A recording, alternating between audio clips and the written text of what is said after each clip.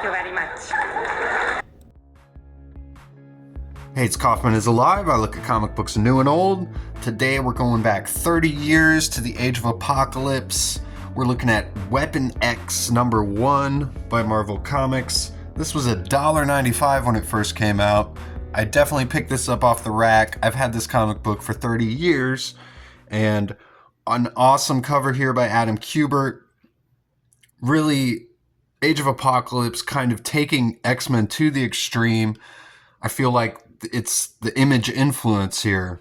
You really see it like in the hair on Wolverine here, the veins, the bulging muscles here on the arms, just the kind of stuff you don't really get anymore. I love the Kirby-esque telekinetic power there coming out of Jean Grey's hand. It's right in the middle of the symbol. All the smoke, debris. There's like a busted clock here in the background. Shows you the setting. I kind of like the coloring here too.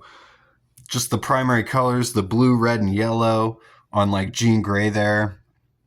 Looks really awesome. And obviously, the thing that catches most readers' eyes right away about Wolverine is he's missing his left hand. And it's covered by this like adamantium cast. And from the very first promo images of Age of Apocalypse, you could see Wolverine missing his hand. And that was one of the most intriguing things about this whole miniseries is what happened to Wolverine? What's the story with him? And he's with Jean Grey here too. They're a couple in this book. It's just such great stuff. You get Wolverine and Jean Grey finally together, even though it's in an alternate universe. And, you know, spoilers, but by the end, you know, they're just in love, but the universe is ending, and it's just so tragic. Such an awesome, you know, alternate universe storyline here for Wolverine and Jean Grey. I absolutely love it. And as you know, I've been covering all of these Age of Apocalypse comic books. I've done the first 2 issues of Astonishing X-Men and Amazing X-Men. I've done the X-Men Alpha, X-Men Chronicles, so go check all those videos out. But yeah, again, today we're looking at Weapon X. We're going to be focusing on this, Logan and Jean Grey. They've also got the face tattoos, of course, and Wolverine's, if you don't notice, is kind of reminiscent of Apocalypse's tattoos that he has on his forehead, the original design of Apocalypse. So I think that's kind of an homage to that. But again, just such an awesome cover here by Adam Kubert. I did cover the Amazing X-Men series, like I said, which his brother Andy Kubert did the artwork on those books.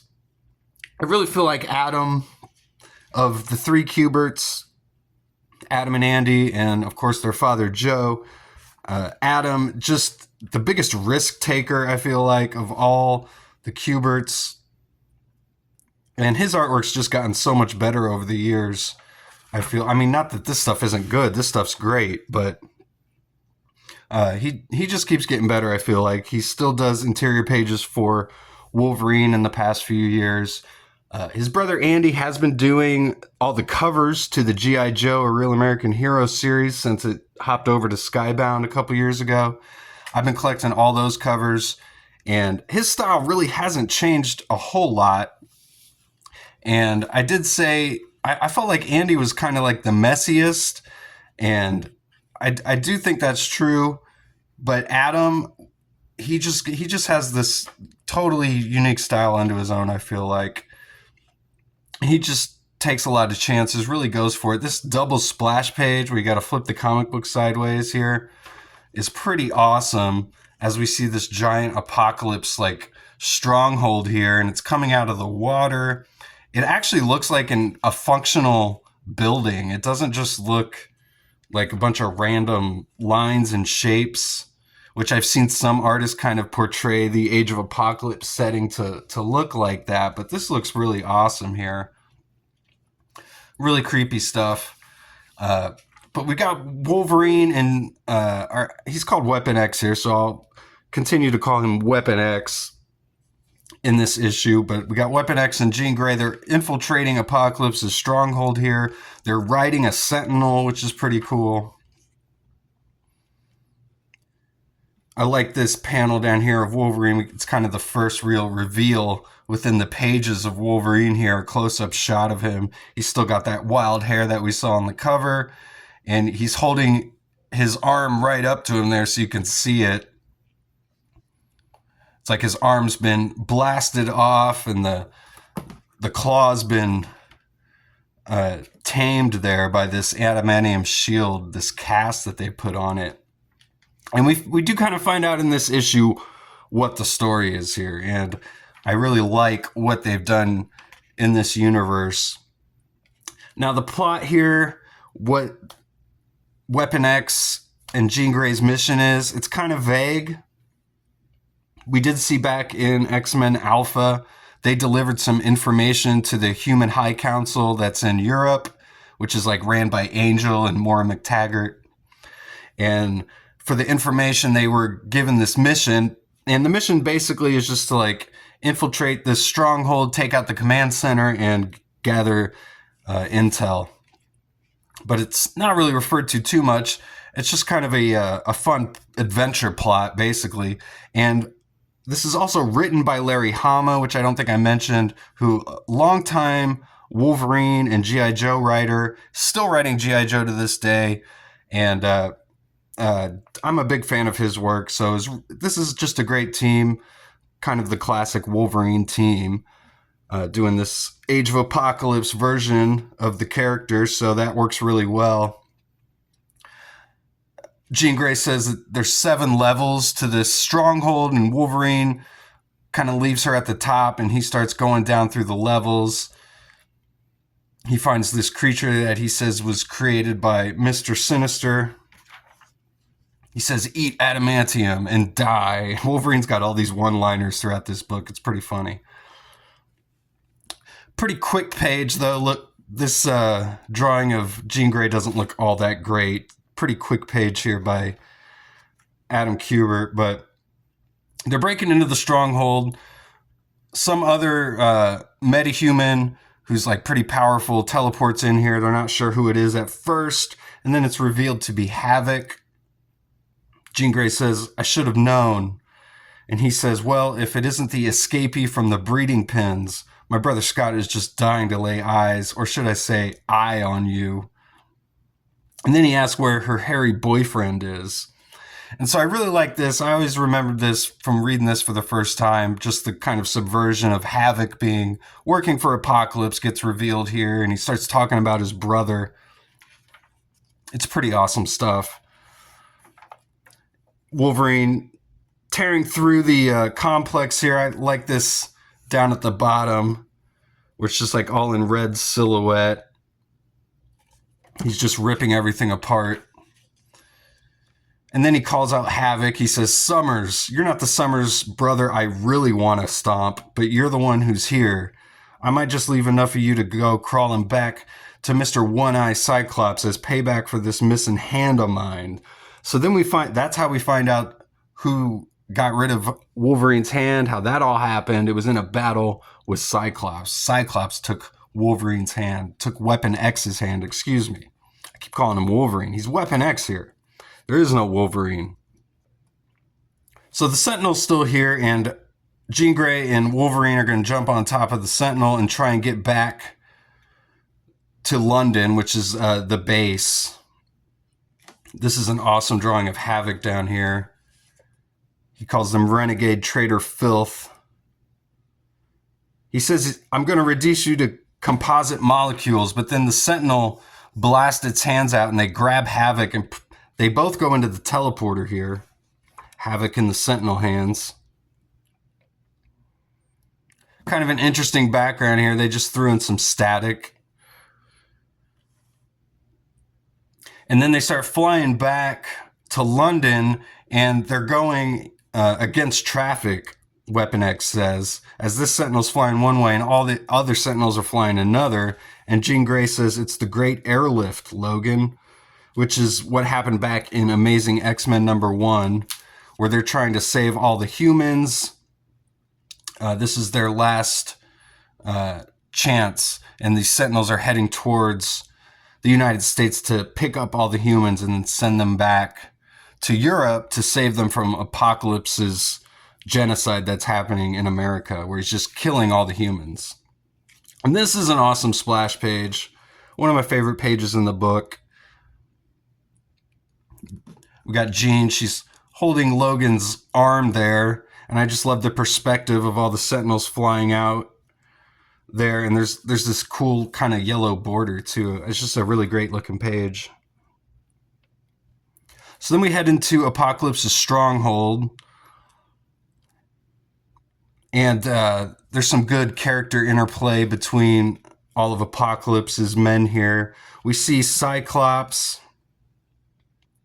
He says, as incredible as it sounds, Sinister has transmitted vital information about your plans to the Human High Council via 2 mutant couriers, which was Jean and Weapon X. So Sinister working against Apocalypse, which is interesting because this is all stuff that comes back around during the Sins of Sinister. That was a series that came out a couple years ago, kind of at the end of the Krakoan era, where instead of the Age of Apocalypse, we had the Sins of Sinister, which was Sinister taking over the world instead of Apocalypse in an alternate timeline. So that's all of that is kind of beginning right here. So pretty interesting stuff, in my opinion, here. He says, it seems my loyal worm has grown legs and learned to crawl. And Cyclops says, he can't crawl fast enough. Just sucking up to Apocalypse here. And we see Abyss and Holocaust, the other horsemen of Apocalypse. And they kind of bicker just like children. We've got Dr. Henry McCoy here on the comms as well. So Dark Beast also working with Apocalypse. And he says, forgive the interruption, Lord Apocalypse. A transporter beam mishap has resulted in Havoc being fused with a Sentinel hand on a molecular level. He's in no condition to give a report on the problem in Sector 5, but he keeps raving about the one-handed mutant. So I kind of like that, like Wolverine is known as like the one-handed mutant.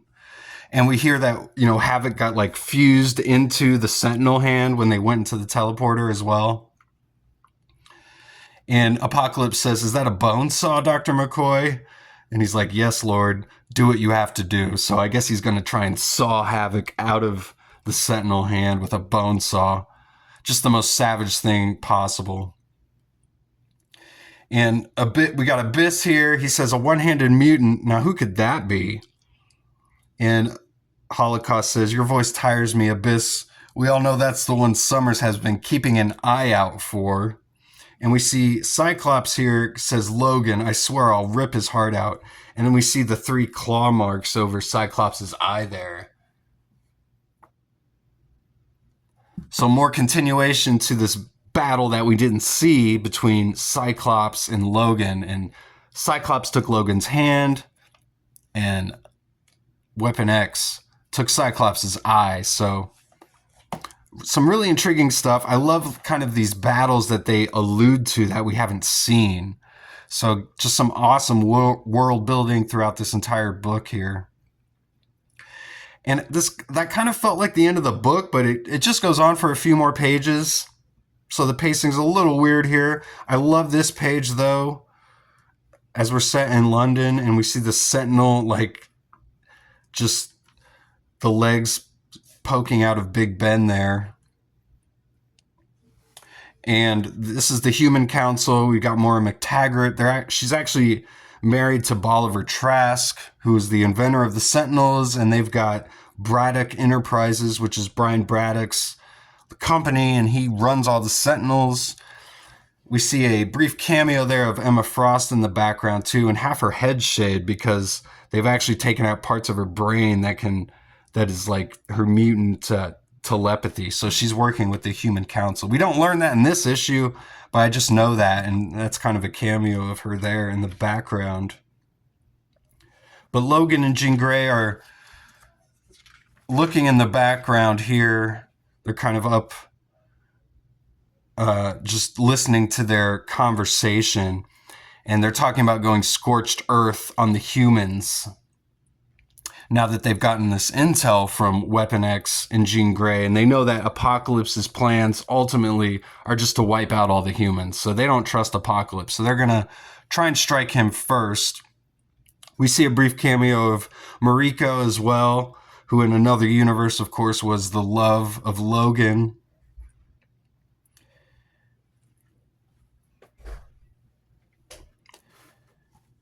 Finally, Magma shows up here. She just infiltrates their base, but she's quickly taken out by Logan. In another awesome page, his arm starts burning, but he assures Jean Grey his healing factor is going to take care of it. And Braddock proclaims he's going to just nuclear bomb all of Apocalypse's strongholds in America, and Wolverine seems okay with it, but Jean Grey says, this is not what you think it is, Logan. This is not a good idea. She says this is the beginning of a descent into madness.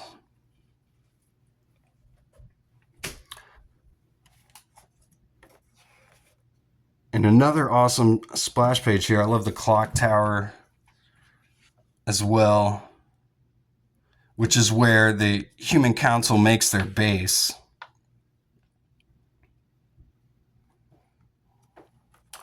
So an awesome issue, Weapon X #1. Definitely go check this one out. I'm not going to be rating these Age of Apocalypse books like I am. I think I'll just save that for new comics. But thanks again for watching. Please subscribe if you haven't yet, and I'll see you guys on the next one. Go read comics.